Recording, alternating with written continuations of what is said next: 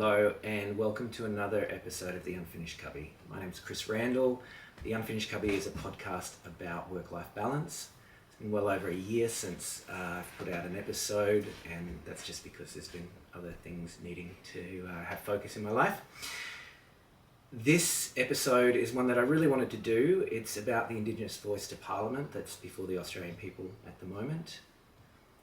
You might notice that the production quality of this episode is far superior to any of the previous ones, and that's thanks to Amy Jean Photography, who's put it together, and also to Co-Creations, which is my company, software company that specialises in festival apps.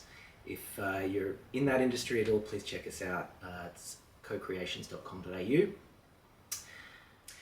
This conversation is one that I've been wanting to have for quite a while, and I'm really happy with how it came together. It's with Dinawan, who is a Indigenous elder in my community, and BJ, who is a emerging elder. It was not what I was expecting in any way, but it was a conversation that I learned so much from and really enjoyed, and I hope it has value to you watching or listening to it too. So here we go. Yadi Yadi Manaba Yinawada Duwan. Hello and welcome to Jinabara country. My name is BJ Murphy. I'm a Yinabara man, also with connections to Gubbi Gubbi and Cookie Yalanji country. But today we're meeting here on my ancestral country, here in Malini, and I think really close to the ridgeline there, so we'll be on Nalbo, which is my grandmother's clan group, specifically Nalbo clan group country. So yeah, welcome and thank you for the invite to Young. Yeah. Cool. And thank you, BJ, for that, and thank you for coming and talking here, and Dinawan, thank you for having us and talking as well. Do you want to introduce yourself as well? Yep. So my name's Dinawan. Dinawan is a Gamilaroi name, which means emu. My mob from my grandfather's side, my mother's father is Waka Waka, Sherbergan Mogan. And I'm also Kabi Kabi. I was born in Gympie, so our boundary was the Kilkeepan. And then to my grandmother's side, St George, which is the Gamilaroi mob, and my father's side is European English. Yes. So the spirit. So I always say that my mob is the blind mob. My mob is the Priestleys,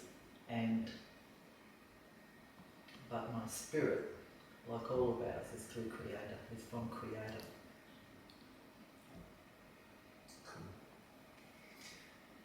Okay, so I really appreciate you both coming and talking. I wanted to have this conversation about the voice. There's a couple of questions I want to ask. I'll give just a bit of an open to this. Are you alright if I read the Uluru Statement from the Heart here now too, just as a thing? So I wanted this conversation to be a bit of a cultural bridge. I want to kind of, I guess, uncomfortable.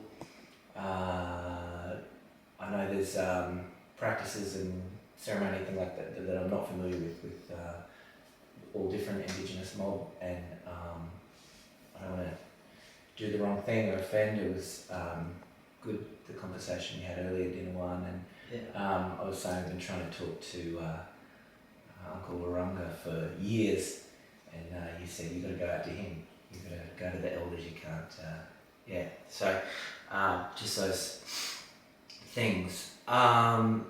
So the voice, I am passionate about it. I think it's a really good, positive change. Where I'm coming from with that perspective, I put it in a similar category, and this came up earlier, so I'm really looking forward to the conversation about this, but a similar category to sorry that happened, and then also Mabo and native title and stuff. I see it as one of the very few things that the Australian government has ever done that are not like really devastating, really awful towards Indigenous people here. The background of the voice is from the Uluru Statement of the Heart. I think I want to read that as an introduction to it. This is it. We gathered at the 2017 National Constitutional Convention, coming from all points of the southern sky, make this statement from the heart. Our Aboriginal and Torres Strait Islander tribes were the first sovereign nations of the Australian continent and its adjacent lands, and possessed it under our own laws and customs. This our ancestors did according to the reckoning of our culture, from the creation according to the common law from time immemorial, and according to science since more than 60,000 years ago. This sovereignty is a spiritual notion, the ancestral tie between the land or Mother Nature and the Aboriginal and Torres Strait Islander peoples who were born therefrom remain attached thereto and must one day return thither to be united with our ancestors. This link is the basis of the ownership of the soil, or better, of sovereignty. It has never been ceded or extinguished and coexists with the sovereignty of the Crown. How could it be otherwise? That people possessed a land for 60 millennia and this sacred link disappears from the world history in merely the last 200 years. With substantive constitutional change and structural reform, we believe this ancient sovereignty can shine through as a full expression of Australia's nationhood.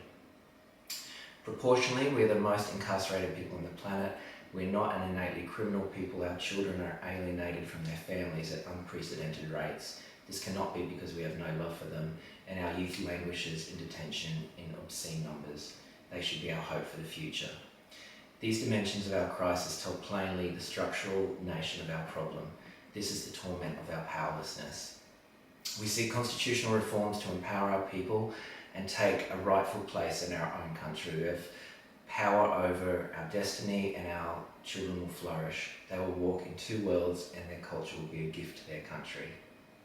We call for the establishment of a First Nations voice enshrined in the Constitution. Maricata is the culmination of our agenda, the coming together after a struggle. It captures our aspirations for a fair and truthful relationship with the people of Australia and a better future for our children based on justice and self-determination. We seek a Maricata Commission to supervise a process of agreement making between governments and First Nations and truth-telling about our history. In 1967 we were counted, in 2017 we seek to be heard. We leave base camp and start our trek across this vast country. We invite you to walk with us in a movement of the Australian people for a better future.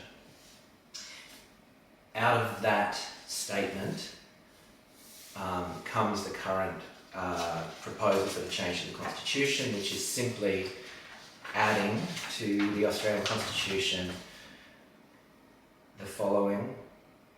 In recognition of Aboriginal and Torres Strait Islander people as the first peoples of Australia, 1, there shall be a body to be called the Aboriginal and Torres Strait Islander Voice. 2, the Aboriginal and Torres Strait Islander Voice may make representation to the Parliament and the Executive Government of the Commonwealth on matters relating to Aboriginal and Torres Strait Islander people.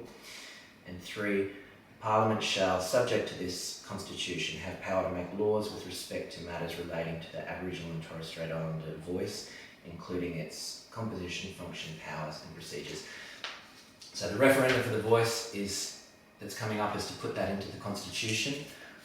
The reason I'm very pro that change, I feel like So you're saying you're for it? Yeah, that's where I sit at the moment. Yeah, and yeah. Actually, So Chris, I don't did need you to say more introduce right now. yourself? No, I didn't introduce myself. Thank you, Dinnerwan. Yeah.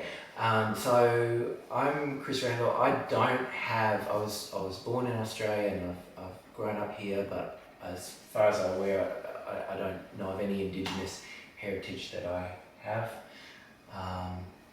And I don't know what other introduction to give myself. I live on this land, yeah. Let me see. We were talking a little bit about native title before. Can I sort of start with your thoughts of of native title, and also what the sorry meant There's two questions, That's two two big questions. questions. Yeah, two so very we'll big start with questions. native title. Do you understand? Okay. All right. I'll So- start now. From my perspective, there's a difference between native title and land title. And native title in a community, for me, and my comprehension of it, is that it was brought about, the word native comes from the government. The governing body who holds and puts together a constitution that's outside of my jurisdiction, because my jurisdiction is the country here and our mob. And so the word native has a whole different meaning to it. But native title means that the government has recognised, so when they have a determination, it means that there's a big process that's put in place, or a step-by-step process that's put in place before native title is what they call determined. And the determination then comes to.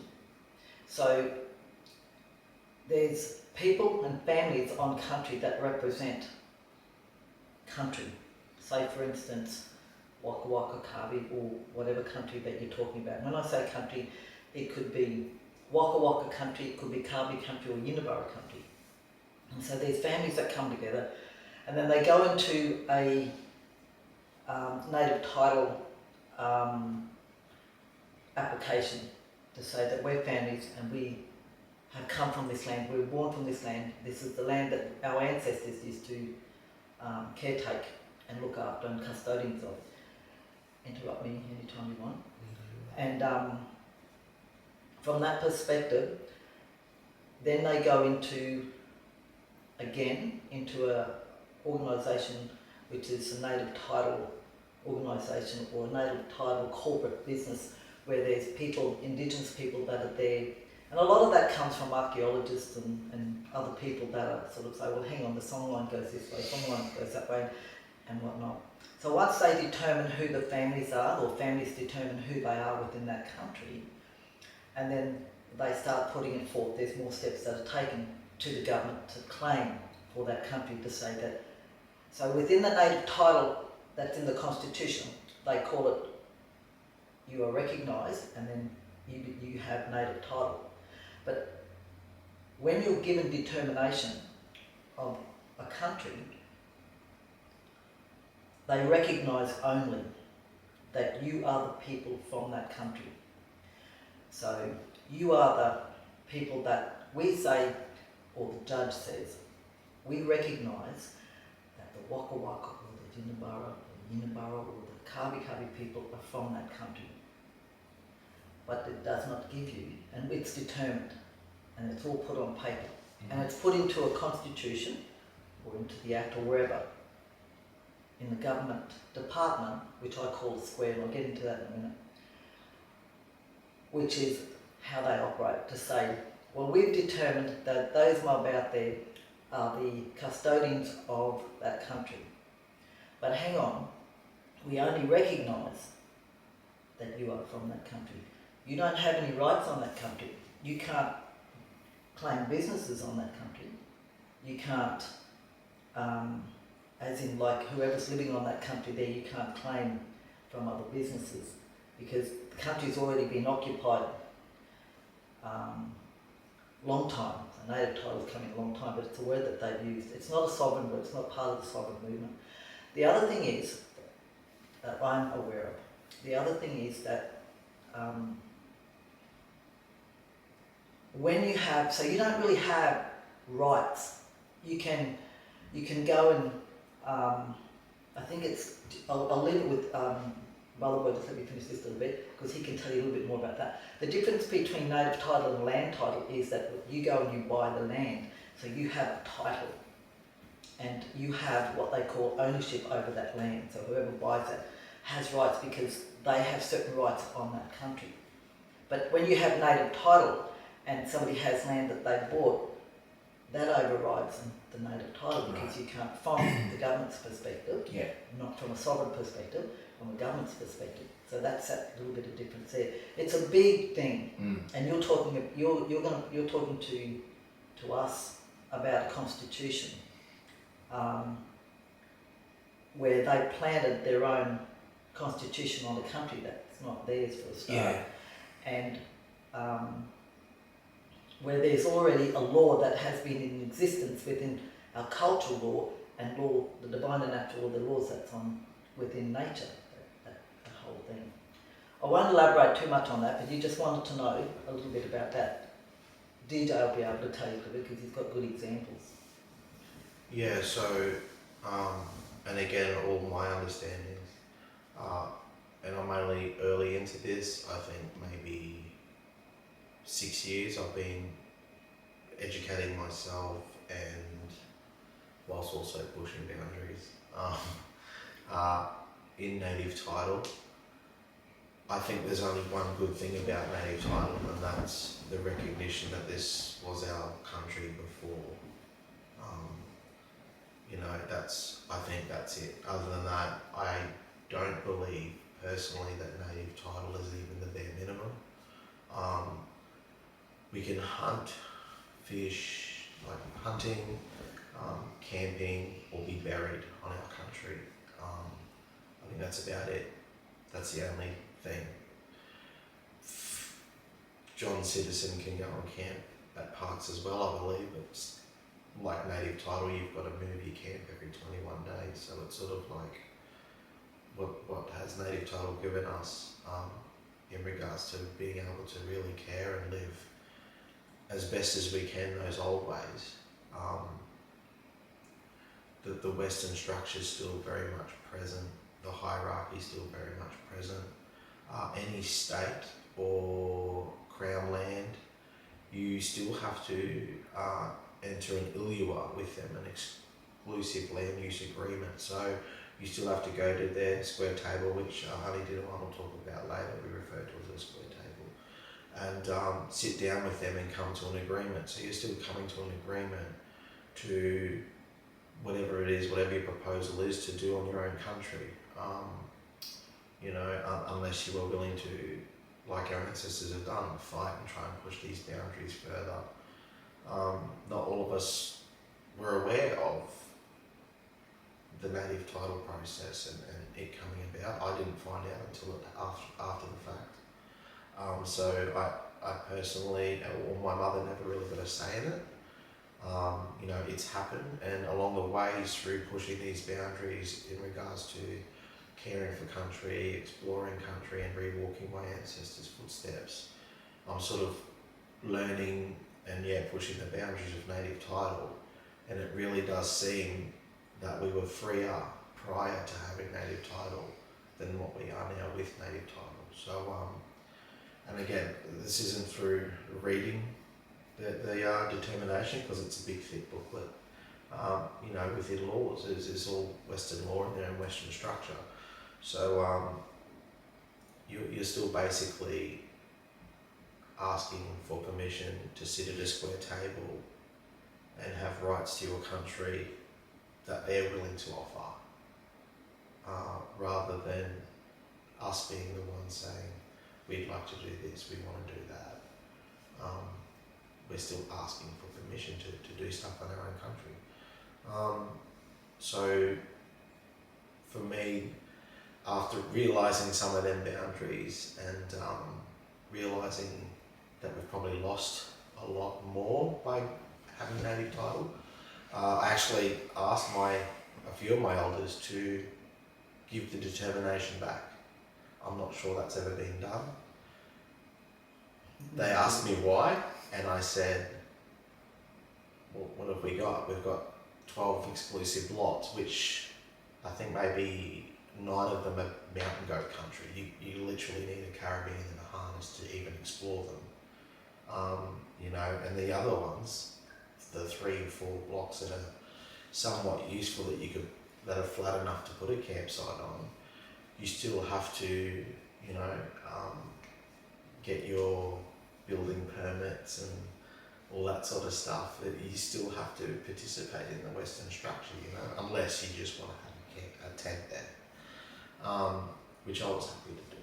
But that then asks you have to go and put a proposal through to the native title body. So you've got your board of elders. So there's that hierarchy, pyramid, Western structure you've got to go participate in. And basically, your senior elders, in an unwillingly way, because they didn't ask for it, but to gain native title, this is the process and that's what you get. You have to put forward a proposal. It's sort of like they're the real estate agent of your own country that you're meant to have equal shared rights in, but you have to put a proposal in with what you want to do on that block. So as a sovereign man, it's a bit of a kick in the guts, because everyone in that room at our round table has shared equal rights in this, but because of the structure that it all sits within, it turns it into a bit of a square, and you've got to jump through all these hoops, and in the end, you just walk away with it with nothing, because it's just too much of a headache, and that's what native title does. It pits us against each other. Yeah, big time. And you know, being a Yinabara and a Cubby Cubby man, I went on a camp with Cubby Cubby mob as a culture man to share with these young fellas that are growing up, and it was the best native title, best example of what native title does. I was standing in the middle of Old Gympie Road, and I was on the white line, and I went, look, this is what it does, because our boundaries, they cross over, they overlap. That's why we have war cries, and you sing out to ask for permission, and you've got all these kilometres in between. And so for determination for ours, my great-great-grandfather Guy Bow, Willie Mackenzie, they said, if you have to draw a line, Willie, where's the boundary? And he ran it up the railway line. And then, like Dinawan said earlier, you go sit down at a big square table, and there's back and forth, and they brought it into Old Gympie Road. And so I was down there on Old Gympie Road, and I said, look, I went, Yinabara, Cubby Cubby, Yinabara. And I said, look, like Queensland, New South Wales. I stood on both of them. And I won't mention his name, but one fella piped up and he went, no, your land starts over there. And he took that extra lane. And I went, listen here, you young fellas, you see what just happened? That's what native title does to us. I said, I'm a Yinabara and a Cubby Cubby man. I've got no reason to claim an extra lane.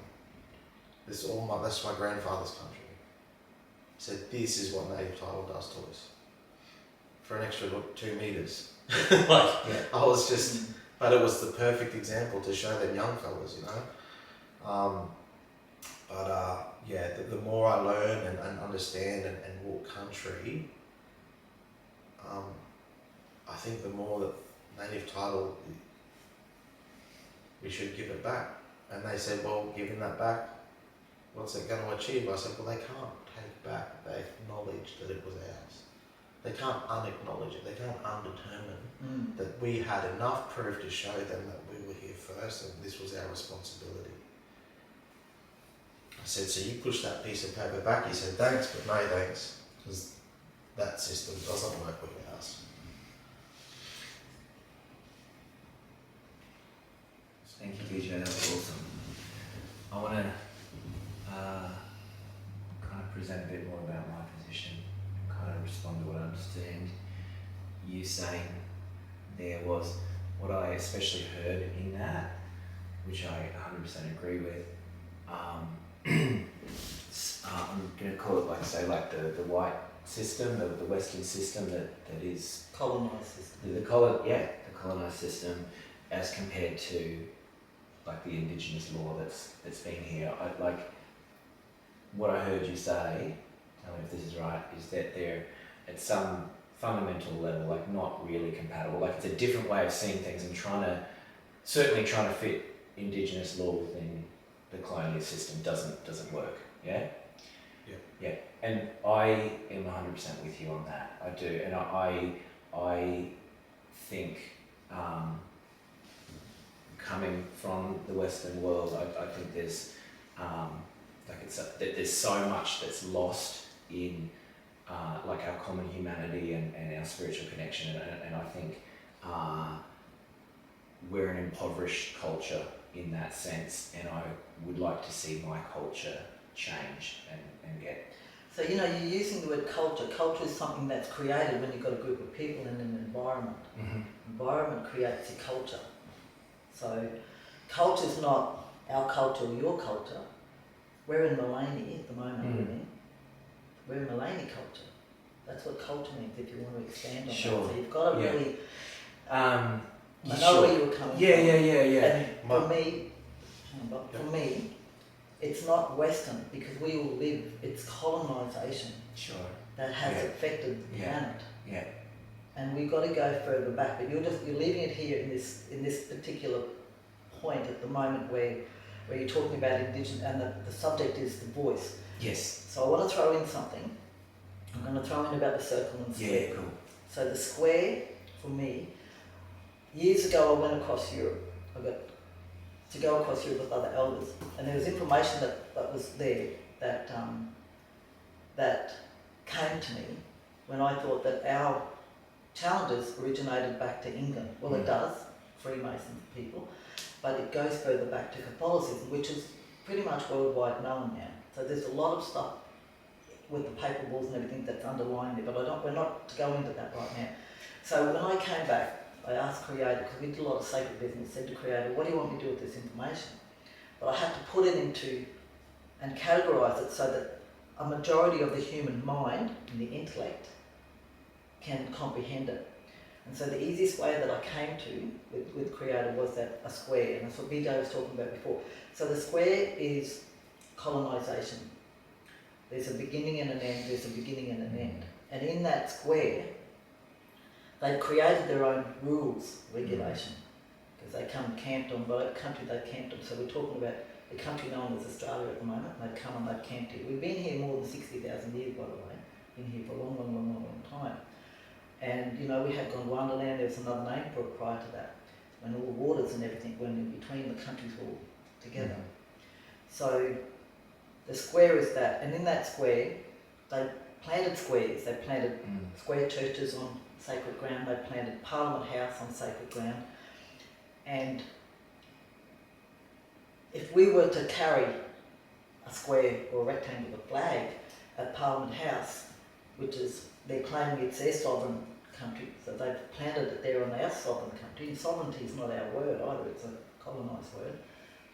But if we were to take that flag and enter into the pillars or into the Parliament House, we're declaring war in their square rules. Whole different story when they come and plant their flag on our country. I'm just putting it out there. The other thing is, so we're a circle. Indigenous people and people of the earth are circle people. How I comprehend things, this is where I comprehend. I don't care if anybody disagrees, whatever. It's just an analogy that came to me, and it's an easy analogy for people, for a collective group of people, for the collective, however many, to be able to comprehend easily. Because we've been moving through the planet with consciousness that's been expanding, with everything else that's going on out there, and the intellect has to step outside the box. So they programmed us that our circle, which is our law and Creator's law, our cultural law, and it's what we call a mimburi.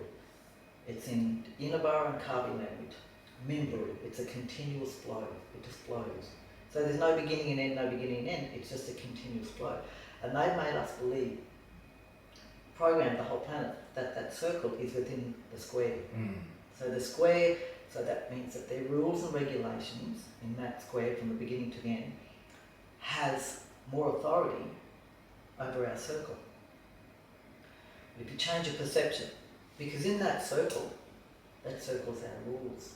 Everything exists in that circle. But if you've ever had experience of sitting in a circle at a table, or sitting in a circle when you sit around a fire, or just sitting in a circle, we're having a conversation, a discussion, whatever it is that we're yarning about, and somebody might come in, or somebody's in that circle and feeling out of sorts in themselves, or they might be angry. When you sit in the circle and you've got a fire, and there's everybody else is there for that reason. You know, back in the old day, the old people that used to come into the circle, from how I comprehend it, when they come and sit around a fire, the elders, the ancestors, when they used to sit in the fire, they could just come and sit. They didn't have to talk, because all the questions have always got answers. Problems, what colonisation's word is problem, they created another word called solutions, and they will use that in that square. When you sit in a circle, those questions can be answered. The problems are solved without even have to intellectually intellectualizing them, because country has an ability to dissolve it, because if it doesn't work, if it's not part of a law, because everything flows in the law, this square has caused a lot of chaos in our planet. But out of chaos comes order. So if you can visualize or change your perception that that circle is our law and that square sits inside the circle, then you'll know that that really doesn't have, it's a whole change of perception. It changes your perception and authority. It doesn't mean you fight against that square in ways that they want us to do in that way. And it's a little bit different what you're doing, but it just means that it's a change of perception. It means that everything is in that circle. It's a membrane. You can have people from different nations coming together and sitting in that circle, and it'll just work itself out. Because consciousness has everything. Country has a law. There's a divine and natural law, there's cultural law, creator's law, which is everything, and you've got the square law. And one thing that they all got in common is that we're not meant to hurt or harm anybody on any level, mentally, physically, spiritually, emotionally, intuitively, whatever. So when you sort of have that, it goes against that flow. So if you've got somebody that's having a challenge in themselves, and they've come from the square and they're sitting in our circle, guaranteed they'll leave a lot better. They sit there and just allow, because that's how we are. We don't, we've had to stand and in ourselves with, I don't want to go too much into that, but That was awesome though, thank you. That's a really it's a bit clear, silly, beautiful but analogy. more with that, but I'll Cool. comment. Well, within that, okay, so I absolutely see that. The circle with the square inside, and I want to say, like, from where we are now You're my as square. a nation. What's that? You're my square. Sorry. Well, yeah, well, look, as somewhat, like, from within the Not square. you, but what we're doing. Yeah, I know. But that's where, like, I want to say probably most white Australians live in the square, yeah? Can we just say colonisation? Colonised, To yeah, me the colour yeah. white is Okay. white. Yeah. Cool, yes, thank you. And it's not, Yeah. the damage that's been done, on our planet here is from colonisation. It goes beyond that colour. Thank you, yeah. Okay. Within the colonist world that is dominating at the moment, Yep. that's all inside that square. They're trying to dominate, eh? Yeah, well, the thing is, I think, is that Australians, the majority of Australians, haven't unpacked their cultural heritage. You might live here now, but whether you come from England, well, heaps of Scottish, heaps of Irish, there's all this cultural baggage that goes back. So like I got my mother's trauma and my grandmother's trauma, and mum was, she was adopted by an old English woman, and even as a Uniborough man, I've still unpacked that cultural baggage from England on mum's adopted mother's side, because that's how she was raised, right? And same with my father. His parents come from overseas as well, so I've unpacked that cultural side as well. And then there's like this little 30% Scottish, and I don't know how they measure that, but there's Scottish in there. So I've unpacked Scottish heritage, so I know, no matter what cultural baggage it is that I bring to the table in a conversation. I know who I am. A lot of people today, I don't think they unpack that far back. And I call it my autopilot. So because that's how I was raised and I was assimilated. I used to say I didn't grow up as a black fella, but I grew up exactly how they wanted me to. But I was assimilated up until 2012. That was when I started my journey and realising who I am. And you have to unpack that cultural baggage to know what you bring to the table. Otherwise, as soon as something doesn't sit right with you, and if it's a trauma or, you know, how you react to something, my autopilot is assimilation. It's the Western system. It's, you know, how we're programmed. And that's what I go back to, and that's what I've spent the last 5 years decolonising myself and learning. Like when I, you know, you might even say something here that triggers me, and my instant reaction in my brain is a Western perspective.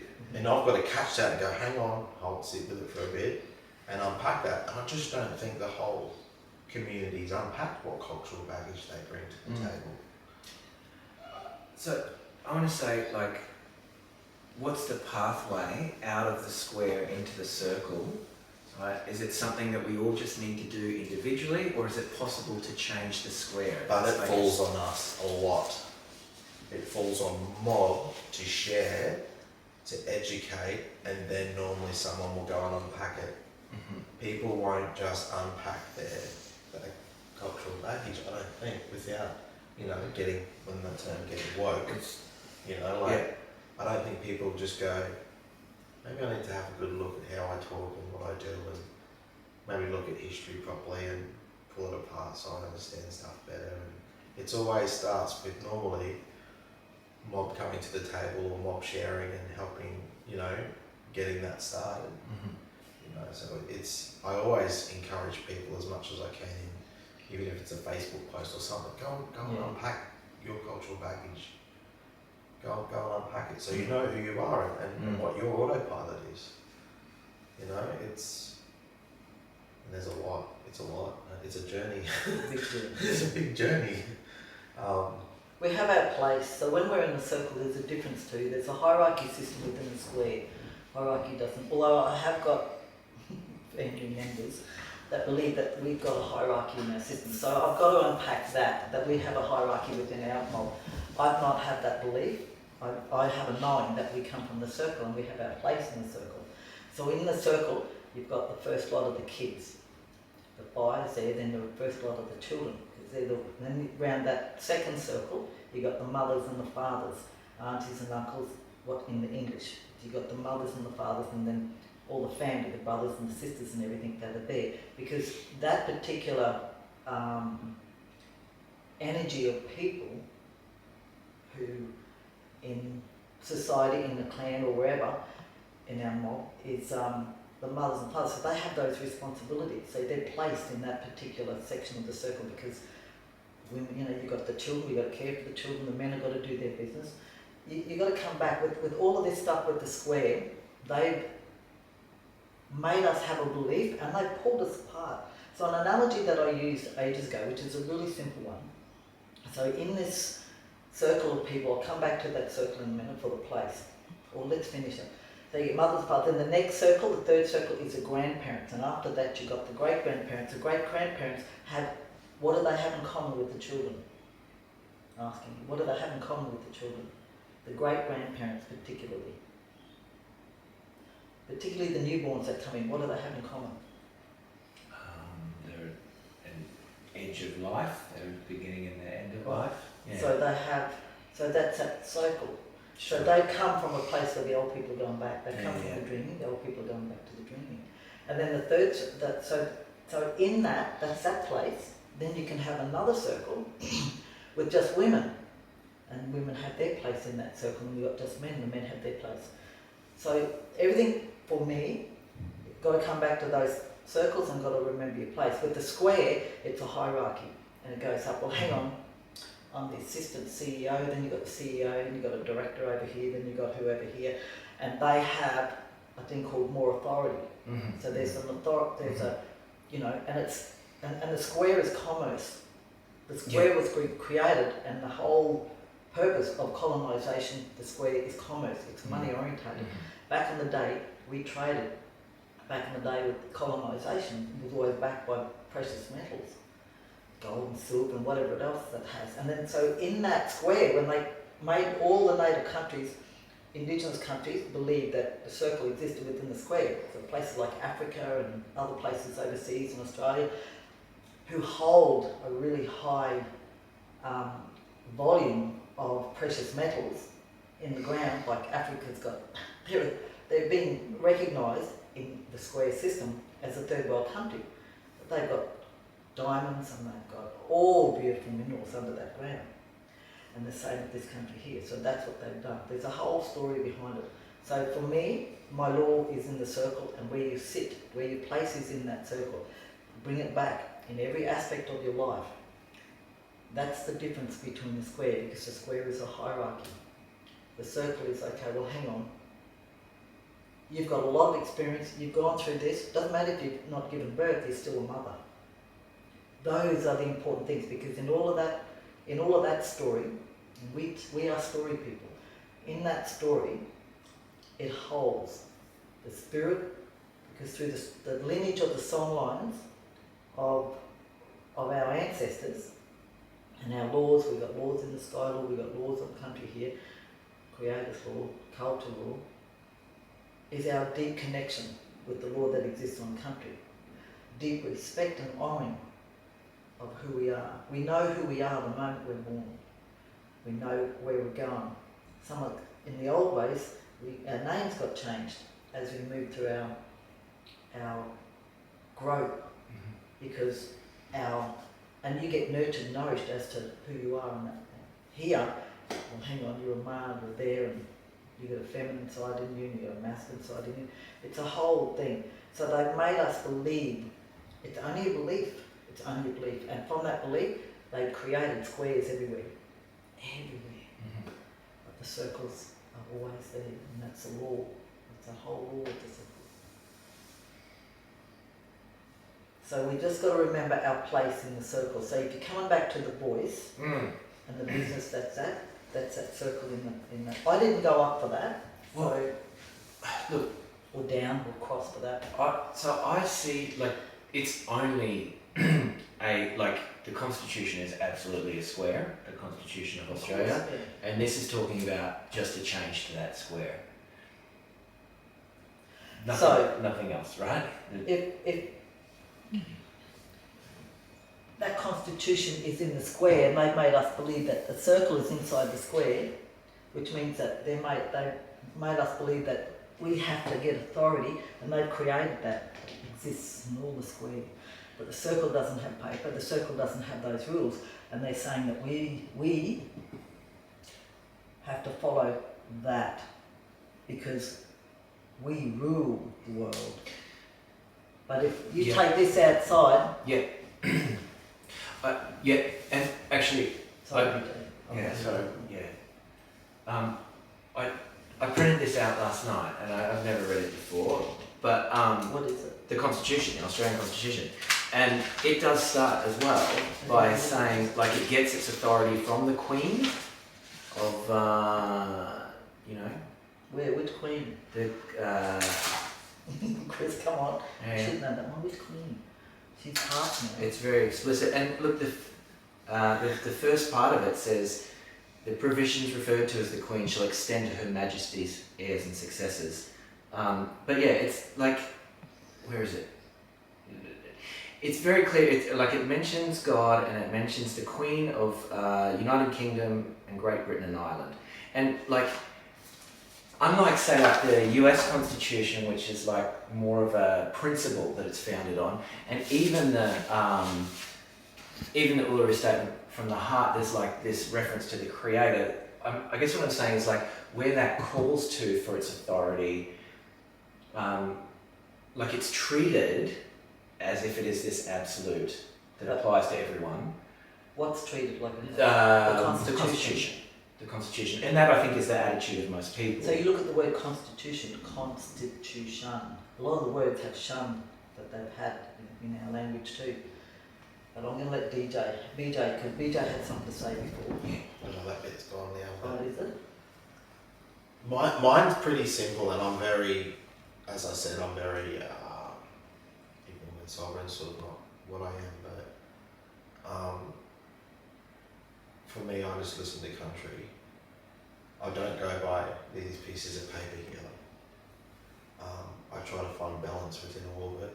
That's what I've come to learn, is I'm only one fella in well, Australia alone, 25 to 27 million people, so I can't, change the minds of 26 million people, but I'm not enrolled to vote. I've never been enrolled to vote, ever. I'm 40, turning 41. And in 2023, with all the sharing and how far we've come as human beings in a very diverse community now, I ask people, who are you to make a decision based on how she may live? I don't vote on how anybody should live. That's their life. That's got nothing to do with me. It's just this control, and it's just insane. To me, it's just country comes first no matter what. Always. Just no matter what, country comes first. I mean, I don't have the skill set yet or the knowledge yet to pull this apart as much as I'd love to, but I've looked into it enough to see and know that all these constitutions and everything, Australia is just a corporation. It's just a corporation. It's only because everybody's fallen in line that any of it flows and people follow it and it makes sense to them. But it's just not legitimate. It's null and void as far as I'm concerned. Native title, the referendum, all of it. We never ceded our sovereignty. It doesn't, none of this to me, none of this exists. This is just a piece of paper. It may as well be toilet paper. It's no use to me. I don't even, that's why I push the boundaries of native title, because I just don't believe in it. It's... So in that square that they've got there, they've created acts. So everyone's acting, what Hollywood's all about. So everyone's acting, and they've put certain rules and regulations. But I remembered a long time ago when I used to work in the government department that those particular policies and acts and everything can be, when you can pull apart a sentence and you can do lots of things just from that one little thing. It doesn't necessarily mean what it intends to mean. You pull it apart and there's so many things that you can do with that one thing. It's just a packed lot of paper with words, and you have to have guidelines, and I get all of that, but there's a law that we've been walking with in our blood and our ancestors and that for longer than, and we've forgotten it because we've been controlled by the square a lot. So, I'm with DJ on that. Okay, But that's the tricky part, because square's not going. Well, that's, yeah. And everyone that's here, it's not their fault. And we don't expect everyone to pack up and leave. We don't. So that's when, like myself, I try and find balance in that, in what that might look like. So I can at least give my kids peace of mind so they don't go through what I went through to find their balance. So for me, I was born Benjamin Murphy and registered and have a birth certificate and all that sort of stuff. But as soon as I go outside and I'm out in the bush getting my balance and I kick my shoes off, I'm Jinny. I'm a Yinabara man from this country, this land here.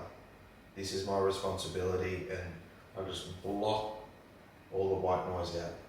Nothing to do with the colour white, but I just call it white noise. Because it says, and that's the balance. I think that's what I've had to find, because I moved through the emotions where I was like, well, what if I did participate in the colony and I did get enough money and say, bought my favourite spot, Mount Archer, and I ran around up there, the colony's still going to do its thing, and the kangaroos are still going to have worms, and there's still going to be all these bushfires, and it's still going to be, I'm just creating my own Aboriginal reserve. So I'm like, that's not going to work, brother, what are you going to do?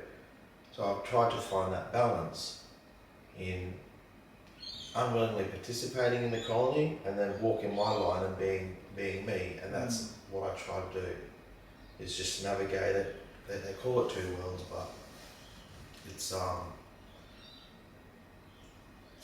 That's where a lot of our mob get lost too, because they're caught up in that square, particularly in cities and things like that. But there's a lot of us that are out there holding hold the country and standing strong in country, doing ceremonies on country and holding that country because they know in the spirit, in their blood, this is our country that our ancestors have lived on, and you're not going to take that from us. You can't take that from us. And that's hard, eh? It's challenging, Bob, yeah. Because but it's there's people out there easy to doing fall it. in line. It's easy to go and get a 9 to 5, not cop all the blowback, not cop, you're a Womba, he's Womba, you know, like, it's easy to just go, right, I'll just get a job then. This is too stressful. I can't handle this. And you can't change that, like I said, 25 million people. I think all them truck convoys and everything, well, they got maybe 1 million people in the end, which was good, That was really good. But you've still got 24, 25 other million people to convince to not fall in line in this big corporation that you may or may not have a contract with. yeah. And you know, he nailed it on the head there, contract with. Yeah. So contract law is the law that the square courts recognise. Mhm. And that's all this stuff. This is why I am pro the voice. It's 100% in that square. I hear and agree with what you've both said 100%. Most people are living stuck in this square, right? What can change that? Like what other than people doing their own individual journey, right? But actually, on a larger scale, what's something that can change that? And I guess I believe that this change in the square to the square provides an opportunity. For who though? This is an indigenous. This business here that you're talking about is indigenous business. It's got nothing Nothing to do with the square at all. Well, it has, because the square's trying to get it, but look, Did anyone come talk to you about the voice? no. No one come spoke to me. No one come spoke to Yinabara. Do you But- think on the Sunshine Coast and the Glasshouse Mountains would be important to include them in and ask them? No one asked if they could talk on behalf of me. That's right. That's what they're doing. This is why we're up with a lot of people. One are against it, but it's not something that we Yeah. agree on. I'm going to give you an example, and I love Mullaney and I love all the beautiful people in Mullaney, but I wasn't feeling well this one particular day, and I was heading up to IGA, and there was these 4 women. They know who they are, and I'm not going to mention them because I can't remember the name. Beautiful women, and I love them dearly, and they were singing. And I thought we'd come because I'm a black man, woman, I'm coming this way, indigenous. And I love it, you know, because we've got a lot of people singing, musicians in it, around IGA, and they'll sing up. And they were singing up and excited and beautiful, you know. And one of them I know is an activist, and they're going like this to me, and I'm coming this way, and they're singing, and they come here. Anyway, I come past because I just wanted to. I wasn't 100%, and I was coming past, and it was lovely singing and smiling. And then there's this sign: "Sing for yes for the voice." Whatever they were singing to say yes. But hang on, these were non-Indigenous people. Made an assumption that I was gonna. I just looked at them and I said, "I'm a no." I said, "I'm a no. I'm a no. I am a no. I don't agree to this. I don't even like that. I wasn't there to participate in that. But that has nothing to do with where it's ended up. So I know there's a lot of people that were there at the at Uluru for the statement, for the Uluru statement. But I've read it, and there's more to that too, because to put things in, and the Voice was actually registered as a corporated business back in 2019. So if you look it up with the ABNs, it's got an ABN number, right? So that this all part of the plan, and that all came into business way back then. This didn't just happen. So this was created in 2017. I wasn't there, but that's okay. They came there and they did the business there. But it doesn't run the way that I walk, and what I have believed in, or how my blood or my ancestral lineage within me believes. So it has I'm not saying it's wise, there's a lot of good things in there. I read that not long the other a couple of weeks back. Again, I'm a no, and that's it. And they never asked me, like BJ said, they never asked. I know that they came around to different places and there was opportunity. It didn't suit my time because I wasn't available at that time. So, and I know that there's a lot of people out there advertising it with t-shirts on and whatever. And let's say yes to the voice, to have a voice, to have a group of people, an advisory group of people that are going to be chosen by the government. Yep. That's not our governing. That's not our governance. Our governance is first and foremost within our souls and within our own individual beingness. And then those beingness then resonate with other beings in our mob that walk in the way that I'm speaking of here now. I don't even like to be recognised in the Constitution. I don't believe we need to be recognised within the Constitution in that square. It's all about control. And if you want to, I have so much stuff coming to me, but one of the things is there's even Pfizer's come through. I've had information come to me that Pfizer is not from this country, that's over there. So it's all part of the control from the square that they've agreed to the yes here. I've even been told and advised, you don't take everything, you've got to just take it bit by bit and just feel your way through information when it comes to you, whether it's of your truth and it sits with you or not. And that's how we've all been brought up with that's our connection to the country. That we're a training ground. The country known as Australia is a training ground for what, the New World Order? So coming back, bringing it back to here, I don't agree with it. It doesn't. I'd like people to make their votes if they choose to vote. I love everyone to just go in there and draw a big smiley face or something else on a piece of paper. But I'd like the non-Indigenous community or the many diverse cultures we have now that do choose to vote from knowledge and not from... An expectation. Well, not that. From a place of feeling sorry for us for what happened and not educating themselves in all of this and thinking that yes is what we want and that that's going to help us. Don't make an assumption, sorry. Just because we're black or we're Indigenous and you feel that, put our mob in the front there and put them in the government so they can have a voice. You come to us and ask us because I'm a no. And do not make an assumption that every Indigenous person in this country known as Australia is going to agree to that, because there's a lot of people out there at the moment that are a no. Yeah. And our And some that language haven't is, even heard of it. you know, Kabi? Kabi means no. Waka? Waka means no. So, that's right. Not everybody's heard of it. And this is what's happened before. You know, this is what the government does. This is colonisation. I remember seeing that young fellow, bless him, he passed away up in the Central Desert there somewhere that young fellow, that policeman shot him. Remember that one?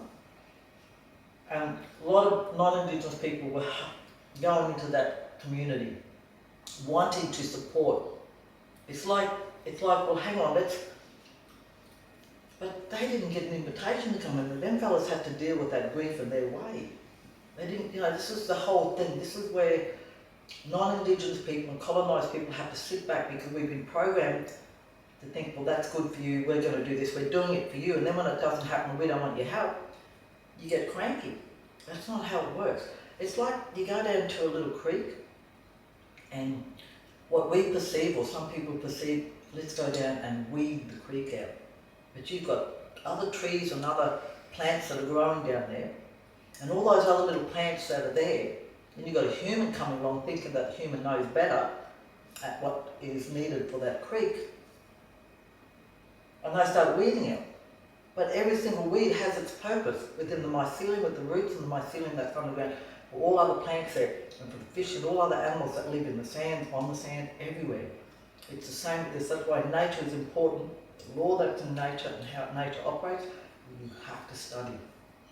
Because that's how we are. Sadly, I think we've become the leaders. That's a fact. Well, it's humans. So yeah. It's not just us. But I think even if it was and chose to work in the square, for Dungi Dao, that's my main clan group, Dungi Dao, Malbo, we had in Uniborough, it was called a Munningburrum. Now the Munningburrum, he was the head man, he'd go and sit down and he'd hear everyone out. He was like the representative, proper way. In the circle, for each clan group had a Munningburrum, and then they'd come together. You'd need a Munningburrum from every single mob. Exactly. And get a yes to willingly participate in it from every single mob. Not have the government choose your Munningburrum to talk on all their mobs without checking with all their mobs. It doesn't work. And that's what they're doing. Doesn't work. No disrespect for them that they've already chosen and that in the corporate. And I know that it's a whole different thing. It's like with that when you're sitting at Mount Beerwell and you had people and they wanted to, there's a lot of people that wanted to climb the mountain and our mob's going, well, hang on, look, so many people are dying, there's many reasons, cultural reasons. But you listen to that other side, but we like climbing. There's other reasons that they've got their reasons too. So our mob, within our mob, there's people that have a lot of faith and belief in the Constitution, in the square, and that's fine too. I'm not getting cranky if I don't disrespect it. We all have that freedom of choice. That's our choice. But do we if that says the yes? Well, that's exactly right. I'm talking about those people. I'm talking about our mob that choose to go that way. Yeah. But in the big scheme of things, exactly what you said with the square, do we have that choice? So you feel like saying yes puts the circles in the square. It's like acknowledging. It's like That's right. Yeah. We're taking us back there. So okay. Should be like a donor, right? Like your donor, you get to donate your organs or not on your card if you die, right? He's a no voter, so we don't have to push him into following that constitution and laws. He's a no voter, let him go. So what's the Someone's path? coming to? So, okay, but what's the path forward? Okay, I feel like it's a step in a good direction. What's another path forward? You need to elaborate on that question. A path forward from the voice, because it's Let's not say like let's say for people to come out of the square and participate in the circle. What's a path forward on that? It's big. We've been talking about that right from the beginning, though. And that couldn't possibly be a step in that direction. Oh, darling, we've been doing that. It's a choice in education. Yeah. But At it should the fall individual on level. it should fall on self-education, Yeah. not mob having to, because we've been the most documented race in the world, right? And it's just constantly extract. Today, extract. Like, I'm going to go camping now, I'm not going to lie, I'll be exhausted in half an hour. I'll be like, and I'll have to go sit by the fire and jump in the fresh water, freeze in cold water to reset, and fill my cup up. And that's my way. That's my way of finding balance. But it always comes at a cost to us in sharing and not oversharing and navigating all that. And So a path forward is all the individuals of mobs to come back and remember our place in the circle. Remember that old fellow that you were talking about that has to represent. yeah, Because when you have your circle and you remember our place in the circle, there's respect, there's memory of our laws, there's, respect is pretty much it, because you don't, okay, well, that's that old fella there or that's that old woman there. We sit in a circle, that person has the responsibility of that mob to carry that because the decision was made.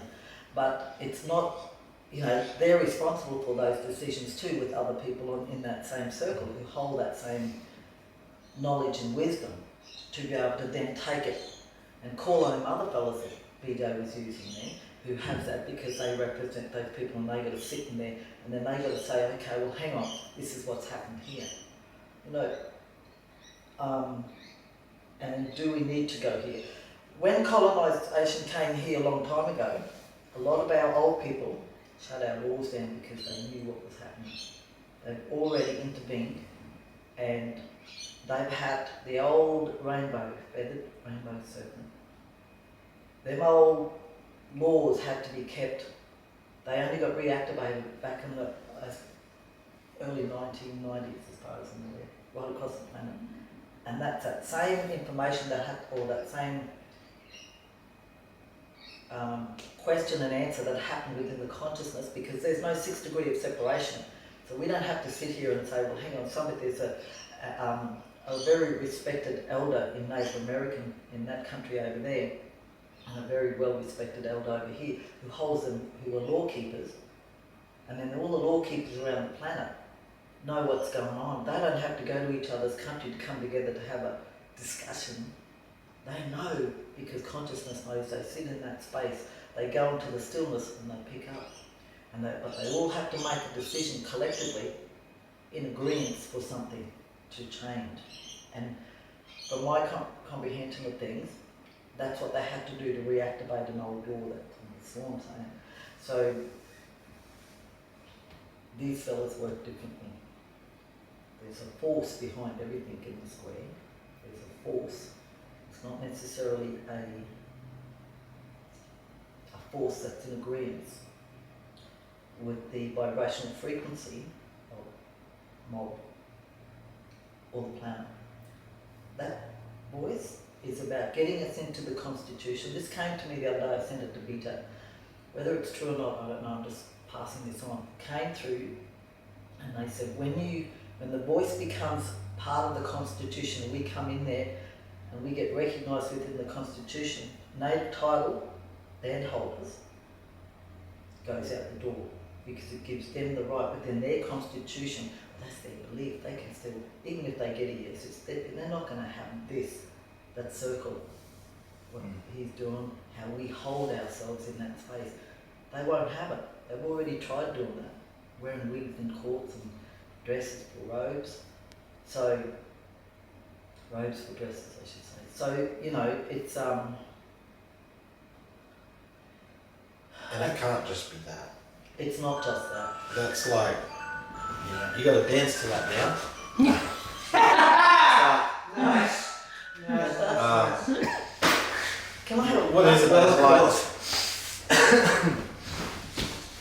like 1, 2, 3. That's the change there. That's the change. See, So that can't be the change. That could be. let's read it out. That could be the heading BJ. of the change. Like to each one of them, Well, they'll it is come though. a bit That's the written. idea. It's not. And then what's in? Yeah. So this is chapter 6. This is Schedule 1, alteration of the Constitution once the voice is in. Constitution alteration, Aboriginal and Torres Strait Islander voice, 2023. They didn't put the ABN number up there to say that it was recognised as a corporated business. ABN is an Australian business number. So we are a corporation because we became a corporation, like Peter said ages ago, where we became a corporation under the jurisdiction of the United States of America. When you go through law and courts, our rules and regulations, so we've got state law, we've got federal law. It still comes under the jurisdiction of the New York Convention. There's a lot of countries that come under the jurisdiction of the New York Convention that things like this have to apply to or adhere to. But the state has to, the state individually, from my comprehension, can make and change rules, but the federal has more authority because that's nationwide. Alright, chapter 9, recognition of Aboriginal and Torres Strait Islander people. So this is our peoples of Australia. In recognition, that's all they've got. So when they put us through a determination for native title, they say, we recognise, so they're still using the word recognise. In recognition of Aboriginal and Torres Strait Islander peoples as the first peoples of Australia, 1, there shall be a body. Whose body, BJ? Who they appoint. Yeah, I know. same. Oh, sorry. Whose body? There shall be a body to be called the Aboriginal Torres Strait Islander Voice. That voice has an ABN number, just making that clear. The Aboriginal Torres Strait Islander Voice may make representations to the Parliament and the executive government of the Commonwealth on matters relating to Aboriginal Torres Strait Islander peoples. But hang on, why are they not coming to our circle and coming into our governments and saying and asking for, why are they not having a body of people coming to our circle, like BJ said before, and asking the different mobs if they can make a change in their constitution within our lands? How's that? That's a perceptive change with the circle outside the square. This is all to do with the circle inside the square. So if we had the circle outside the square, this should be the government, the constitution that was created by government in a parliament house on our country. We recognise you as a sovereign, or no, not a sovereign, we recognise you as living on our country and having a governing aspect within your people on our country. How's that? So, let's go over that again. This is number 2. The Aboriginal and Torres Strait Islander Voice may make representations to the Parliament and the Executive Government of the Commonwealth on matters relating to Aboriginal and Torres Strait Islander peoples. Bring that back and change the perception on that. Number 3, the Parliament shall, subject to this Constitution, have power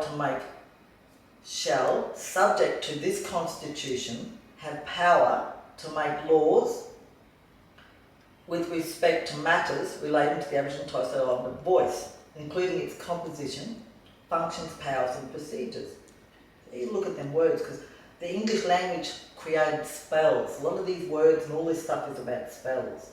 And it's just about training the brain to operate in the way that they want us to think. You've got to see through the word salad. Got to- It's the Parliament That's that has it. the power here. We like to. What do you feel, BJ? Here's what I see.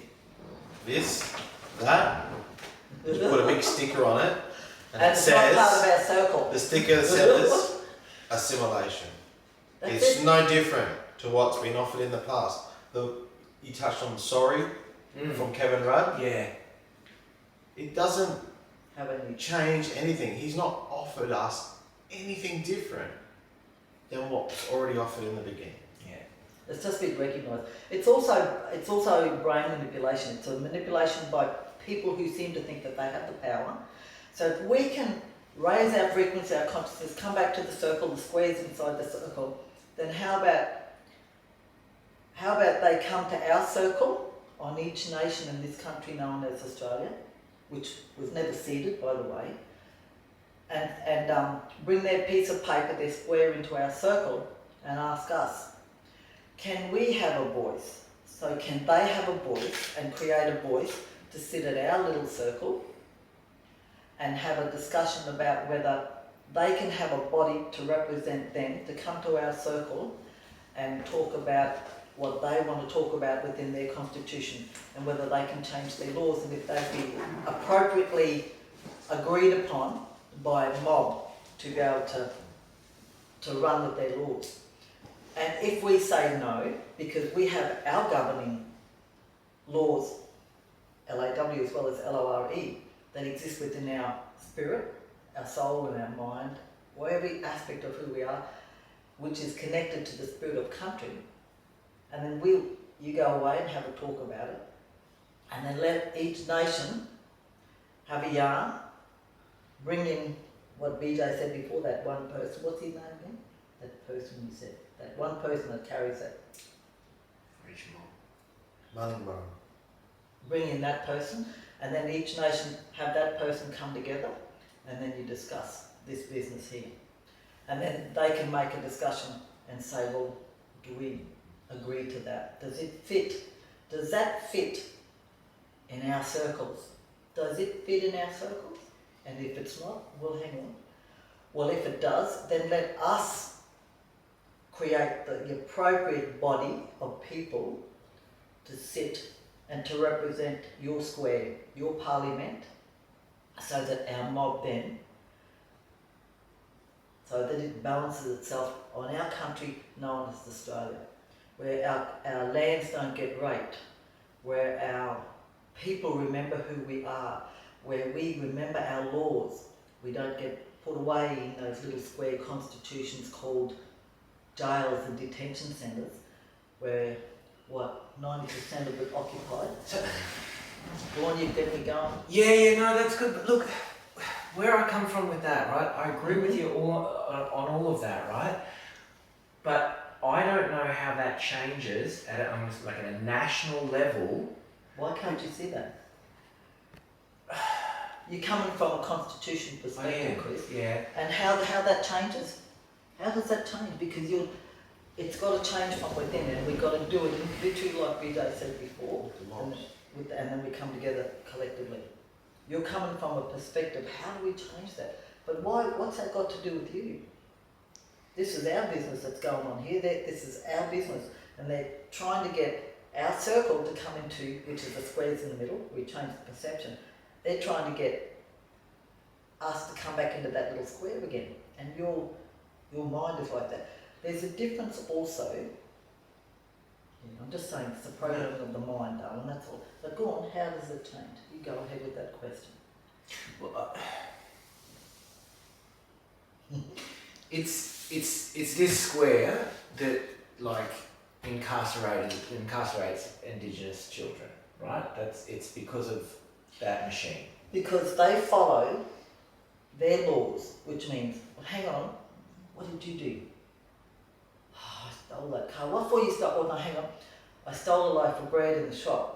How many times you stole that loaf of bread? Lots of times. What for you steal it? I'm hungry. My family's hungry. So a lot of our mob get put into those little squares because of that situation. Mm-hmm. But the law that's in common, the common denominator in all our laws is you don't hurt or harm anybody on any level.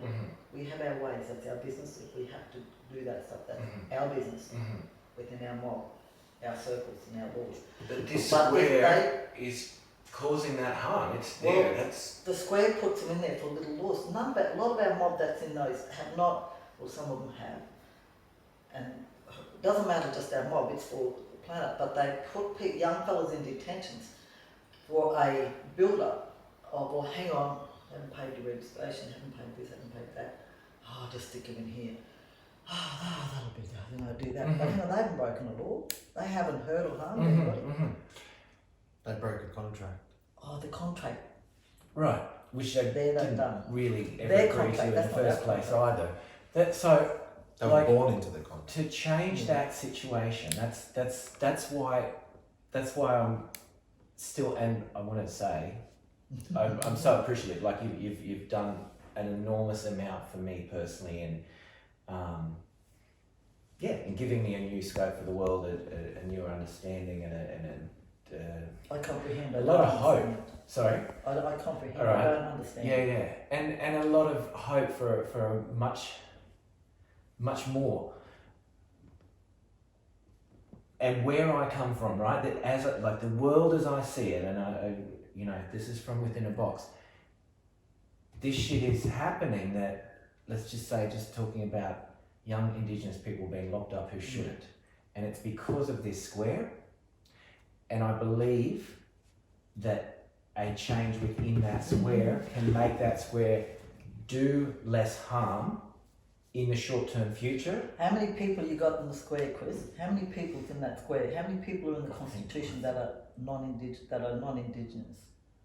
Like in the square, as in like in the mindset of the So- square. No. Well, all the voters, right? How many people? No. How many people are in Parliament? How many people are in when you have a representative for a state representative and a thing? How many non-indigenous people are in the square? 99%, right? 99%. I'm just going to throw it. Okay. 99% sit in what they call their own little system in that square. Can't and they- see a world outside of that. Is that what you mean when you say? No. There's very little non-indigenous people in the parliament, in the governing system of the square, because they're all Okay. non-Indigenous people. So they're coming from a controlled perspective. They're Sure. so. Yeah. Yes, If we had a 100%, lot of- 100% true. And the change is specifically about saying, let's have So Chris, Indigenous. how many people? Mm. I'm going to bring this back again. Mm. Is in that government. When you have a look at how they operate inside a I don't know what you call it. Where do they? Yeah, 150 seats in the Senate. Right. So Yeah. just say you've got 150 plus something like that. or whatever in the Senate. Security. How many black fellas in that Senate that are Yeah. sitting there? More than ever before now, So but still how- bugger all. But Yeah. how many people in that little body that they want to put together, advisory body, do you Mhm. think that they'll put together? Do you think that that little body, just say it's 5 or 6 people, the advisory body, Mhm. and just say that 5 or 6 people, but look, I had a bit of a thing about this. I did go into both the sides of what we were talking about when those mob who like to climb. We don't want them crime. BJ particularly to climb, and I reckon crime, and then whatever else is going on out there. But you have to have. I comprehend that you have to have a voice in something, or not even a voice, but you have people in there. But big concern for the no people is that one, Constitution, we don't want to be recognised in the Constitution for a start, in the square, everything that we spoke about. The other thing is that those amount of people that are in there, who's going to be choosing them? Well, that. And it's not going to make a big change. Well, We've here's had the Neville thing. Longa Here's in the there thing, 8 right? years ago. But here's the thing, Dylan, right? You say it's not going to make a big change. What's on the table is not everything that we've been talking about, right? It's just talking about a change You reckon in the it's gonna- square. I can't wait till we do part 2 of this in like 5 to 10 years. What is on the table is no change or a change where there's an Indigenous voice. Well, you know I what's gonna agree, change? it's going to be, it's not going to be right, it's not going to be fully representative, but the other option is no change. That's literally, the no vote is literally just no change. Not that you can see. Yeah, that's exactly right. Not that you can see. Doesn't You're- mean we're still. you- I'm in the you- midst you're of part the rounding square, Chris. people up, right? Mob up, Mhm. nieces, nephews, bringing them home to country. I just got my mother back here after mum was stolen generation and everything. She's had to come out This of is changing Big now. squares. It's changing. I'm getting kids. I'm showing my kids. This is where you're from. Walking country, teaching them the old ways, so they know, so they can find their balance. and they all this. remember. Right? And I'm dragging all them old people back too. And not just my family, but their families. And we're already talking about hiring a big bus to bring mob back to country. Change is happening without someone making that decision or that choice for me, which wouldn't be to bring mob back to country. It wouldn't be to teach them culture. It'll be, what law can we bring into the Western system that's going to maybe benefit us a little bit better if it gets passed. Mhm. So, and when you only make up 3% of the population, you're like what, 97% against 3%, and then maybe throw in your ally is a horrible word for it. 'Cause I don't know if you've ever looked at the dictionary at ally, but it's not what people think it means. But allies even, like, it's just outnumbered. It's just, Look, you're going to have, if you had a yes person here, like yourself, that is Indigenous, who's a pro for the voice, and there's a lot of them out there, they'd have, we can have that discussion. It's not going to be an argument, possibly not even a debate, it's just a discussion. I'm just purely giving you where I'm at and myself. Yeah. And there could be a possible change within that. But that's not our law. Yeah. That's not our law. Our law has a whole different thing. I want them to bring their body or their,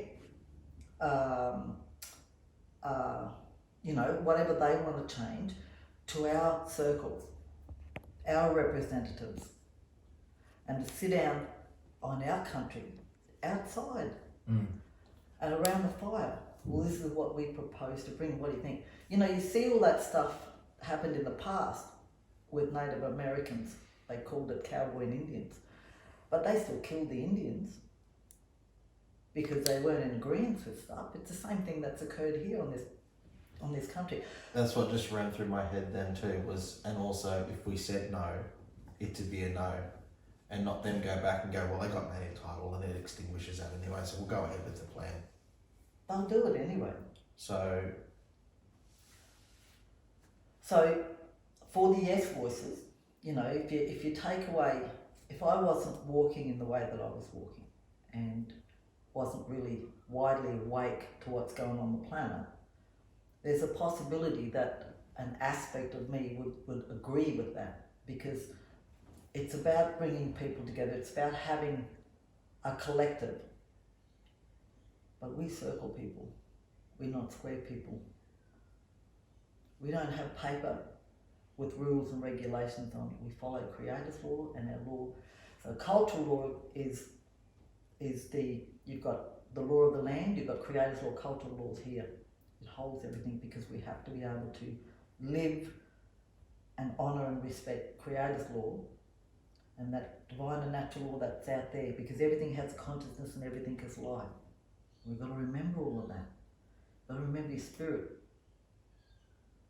and our oneness with everything before any of this stuff. That does happen. That's got nothing in it. It's empty. It's empty. you'll live with country, not on country.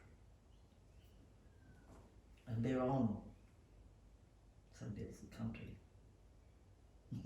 Sorry. On it, No, all over it, all blowing over it up, Yeah. digging it up, No. flattening it out, That's good. Blowing it up. destroying to Yeah, yeah, yeah. recreate, blowing it up. Blowing it up, eh? Yep. Quarries blow them up, mines. But anyway, it's another story. So all our waterways, the groundwater got contaminated from the square. And we need water to live. And when COVID hit, a lot of people I heard outside of Walgett and communities out around that way, please wouldn't let people bring the water in. Borroloola, they poisoned the water up that way. They were trying to get people to go into the one spot. So whatever occurs, as long as we hold that and remember our place and remember the law that exists within us, whatever occurs in that, you're asking us, you're a pro, we're both a non, we're a con. I don't have that belief. I'm speaking on my behalf, and I know there's a lot of other people that I walk with that speak on that behalf, and BJ is one of them by the feel of it. So there's also, anyway, And in navigating all that, yeah, we're not less than. that's right. Thank you. Because they're Scottish and English, that doesn't make us less Aboriginal. That makes us more than. It's only this Western structure that puts them measurements, them ways of measuring that out. Yeah. In the I'm square. Aboriginal and I'm English and I'm Scottish. Oh, hang on. I'm not less than because that's there. Yeah, yeah. I'm more than. And with them, it's like, hang on. Oh, he's got 1% Aboriginal, and you've got 2%. No, I've got 100% Aboriginal and then some Scottish. See? And then some Irish in there. And then a little bit Chinese too. Yeah, I've got Chinese too. Just a little bit. You've got Malaysian. Oh, that's the more. But more than. It's all in the perspective. That's the perspective. Bring the circle outside the square. The square is in there. You get out there.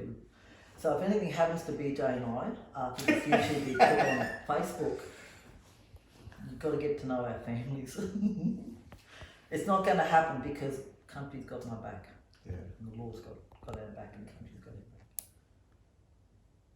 Yeah. Thank you. You're welcome. Was that all right? Oh, fucking awesome.